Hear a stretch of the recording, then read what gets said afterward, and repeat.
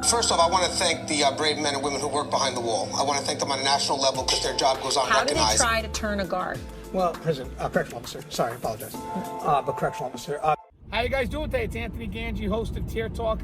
Another great collaboration coming your way. Great question sent my way. Question is, what impact am I going to have on this profession? What impact do I want to have on this profession? So I'm not going to be the only one that's going to answer this. I also farmed it out to my other experts who are going to give the impact that they want to have. But I think it's a great topic to cover because it makes me look into myself and, am I doing what I want to be doing? I have an end game, so I'm very curious to see if what I'm doing now fits that end game. But I'm also curious to see what the impact my panel of experts have. I never really asked them. They're just always willing to put video content up there, but I'm very curious to see if what I'm doing provides them that chance to hit that impact. And also, guys, if you're in this profession right now, maybe this video can motivate you. Maybe you can find an impact similar to what we're doing, or an impact that's totally different that we didn't even think of. But either way, this video could be a great motivator. So I'm happy to cover this topic. Now, guys, if you haven't, the show Tier Talks for you brave men and women that work in corrections. So please subscribe, interact, engage, comment, hit that bell. That bell's going to notify you every time I post a video. We'll go to our sponsor, and when we come back, I'll tell you, along with my panel of experts, what we want our impact to be. And I think it's just a great topic to cover. So for the person that sent me this question, great job. All right, stand by for our sponsor. I wanted to attend a university that had an intelligence program. I wanted to look at problems different. I wanted to increase my critical thinking abilities. AMU offered those avenues to expand. Obtaining your degree as an adult, you're actually paying yourself and investing in yourself. You can't put a dollar on it, it's priceless. It's something that can never be taken away from you. American Military University. Learn from the leader. Thank you guys for listening to our sponsor. Okay, guys, so for me, the reason why I started Tier Talk was to really bring recognition to this profession, but also I wanted to bring out the truth. I feel that right now with corrections, people just don't understand the truth because it's not provided to them. And I think that's what motivated me at the very beginning. Like I knew that there was a lot of falsehoods being spread about corrections, so I felt obligated. I felt it to be my responsibility, actually, to just get the message out there. Like, you guys are wrong. This is what it is. And in the process, I think that when we were talking about the truth, I think that truth brought about the recognition. So one of the impacts that I definitely wanted was recognizing this profession, and then ultimately recognizing the people that work in this profession, because that's key. Because I always say we work in the shadows. So it's like bringing these people into the light. And that was important to me. And again, it started by me getting the truth out there and trying to bring that balance. But since I have evolved, and throughout the years, I've learned so much about corrections just from so many different perspectives, which is great. I mean, the people that I have that come on the show are so rich with knowledge and experience that, what they've been able to share with me has really it humbles me, but also has increased my knowledge in what corrections is about and the potential of what it could offer. And I think another impact that I want to create now, which is more new, is giving out that advice, those tips, and being there for people. If they have a concern, what's your concern and how can we help? And I say we because I'm talking about the community that we have developed. And that's another impact. Creating a community that people can go to, that people can trust. And I mean, just be able to have a venue like this is amazing, because it gives me the ability to have that impact, to create something and then be able to go ahead and push that something forward. And it's like a gift. It really is. So I guess it all comes down to the message. It all comes down to the message. My impact is about having our voices heard. And I think I'm doing it. I think that's my impact. And again, it's a great profession. I'm honored to be given that chance to be an advocate, to be an ambassador, to be trusted by those that work in the profession. I'm just humbled. And I feel that I'm creating that impact now. So it motivates me. And I'm going to keep on doing what I do, keep on spreading the good word. As long as I have the support from you guys, from the community, I can move mountains, guys. But that's my impact. That's what I'm trying to do, what I'm trying to accomplish. What's yours, Will? Hey, good morning or good evening, depending on whatever shift your seniority allows you to hold. I'm William Young, and the question that we're talking about today, the thing that we're discussing is, what do we want our legacy to be when we are done running this marathon? How do we want to be remembered? And I guess for me, the answer is pretty simple. The reason I do what I do, write the things that I write about, talk about the things that I talk about, the reason that I carry around a soapbox with me so at any moment I can get up and I can pontificate about correctional officer wellness is because I want to be part of this cultural shift, this revolution that is being led by officers all around the world, trying to get the public to recognize that what we do is a very dangerous and damaging profession. And I want to be part of that revolution. Because that's what that is, that information that we're talking about, that shift from just sucking it up and moving on and not giving any thought to the things that we see and say and have to do, to now we're opening up and we're saying, hey, yeah, these things that we see can affect us later on down the road. And I want to be part of that. I don't need to be the George Washington of this revolution, but I at least want to be one of his trusted generals. And I want people to remember me as a guy that tried to make his work environment a better place, tried to spread some information and some helpful hints and tips to help other officers make it through this profession. There's a scene in Forrest Gump, that movie, where he's in Vietnam and he's running back and forth and he's dragging people out. That's what I want to be known as. I want to be the guy who is wounded as well. And I want somebody to say at some point something I said or did help them get through their career in corrections. I want to be the guy who's running back into the fire and the firefight, and I want to drag the wounded out. I want to help them understand that they're not alone. The things that they're feeling and the things that they're going through are not unique just to them, that there are a lot of us going through that. So my goal, and it's kind of funny that we're talking about this because I'm actually working on the last chapter of my second book coming up, and it's about my legacy, my eulogy, what I want people to say about me when I die. And so I guess for me, at the end of the day, I want somebody to be able to stand up, because I've already got people lined up to say that I was a jerk and that I was an asshole, and that's good, because some people need to be honest, right? But I want that one person to be able to stand up and honestly say that something that I said or that I wrote affected them in a positive manner, and that it changed their life.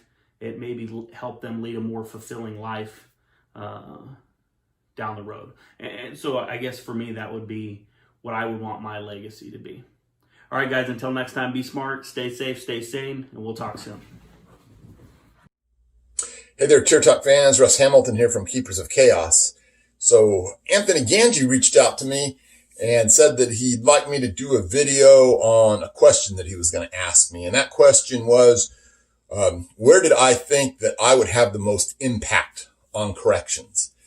And so after thinking it over a little bit, if I was going to, look at this question from the start of my career, it's going to be much different than I would answer it at the end of my career or beyond the end of my career. So, first coming into corrections, I don't really think that you have any real inkling or idea about where your impact is going to be, because you're never quite sure where you're going to end up or where it's going to take you. And maybe you're a planning maniac and really do have some idea. That's good. I didn't. Down through the years, though, I think that my biggest impact there really lay with safety and security. I always wanted to be that impact player, someone that, manages to, gain a little bit of ground or at least make a difference a little bit day by day. And I think that over a 27-year career, that those little nudges, those, little victories that you eke out actually add up to a lot. And I think that it's important that you don't forget that out there, just that day in and day out being productive and being, consistent and, just trying to wrangle out, every bit of safety and security you can, whether it's interdicting contraband or suppressing gangs or, just trying to be proactive in what you do. So when I look at it from that standpoint, I'm happy with what I've done. I don't think, though, that is where most of my impact will have been once I'm able to, look back on this from a little further out as I get, further and further into my retirement here. The thing that's really changed for me, at least, is the fact that I've had a chance to impact so many more people, not just me out there on that yard doing my thing, or not just me out there on the yard with my people and, having them do their thing and trying to impact safety and security that way, but being able to reach out to a much larger audience. I'm much less constrained now because of having, this social media and being able to, put some things out there, some knowledge, some wisdom, hopefully, some advice, some training, and especially those people that are, just coming into it or wanting to get into it. There's just so much more potential in reaching out to those people and being able to put them on the path, because they're the ones that are going to go out and it's going to be a matter of, them impacting so many more people and them impacting, so many more, safety and security issues. Hopefully some of them, rising to the top and, looking back at the direction that they've been given and being able to positively impact things in corrections, along the way. So where exactly does my impact lie? I hope it's there. I'm trying to be successful in that. But once again, it's something that can be a little bit, amorphous, because you don't necessarily know the extent of your reach in those situations. So anyway, I hope that someone will take something away from this at some point and apply it and really make a difference. Or better yet, I hope 100 people do. And they pass a little bit of this on to 100 other people each. And then the potential for that impact, is greatly, greatly magnified. So anyway, this is Russ Hamilton. Hope you guys got something out of this, and I'm signing off. Hello, everyone. I'm Gary York. I'm a retired state senior prison inspector from the state of Florida and a retired detention deputy from the local Florida Sheriff's Office here. And I'm also a contributor for Corrections 1. And I was asked tonight by Tier Talk to do just a little short video on what I would like to do for corrections, what I would like to create for corrections to be remembered by. And there's so many things. I really believe that the vast majority of correctional officers today, men and women working in corrections, really do want to make a difference. They want to do the right thing and they want to make a difference. But sometimes it's very hard to do that. We have political issues that are holding us back. We have pay issues that are holding us back. We have hiring, short-staffed, that's holding us back. Maybe we're not hiring as qualified an officer as we can every time, or maybe we're letting some bad apples slip through the cracks. And this is what I would like to be remembered by, and I've been doing this in my 28.5-year career. And now that I'm retired now just a little over a year, I'm still doing it by working with articles for Corrections 1, doing some YouTube videos, and every now and then being asked by folks like Anthony Gangi on Tier Talk here, who's asked me to do this video, to say something. So I would like to be remembered for fighting all those years and now, after retirement, to help weed out the bad apples that are tainting the image of the honest correctional officers. Because it's an excuse being used by many of the legislation in other states and here in Florida that, look what some of the officers are doing, and then they want a pay raise, etc., etc., and that's a sorry excuse. The honest, hard-working officers are still doing their job, even when the bad apples do something and they get caught. Don't use that as an excuse. The hard-working, honest officers deserve to be paid more. They deserve to be recognized. And the ones who stay and make it a career deserve a pay raise.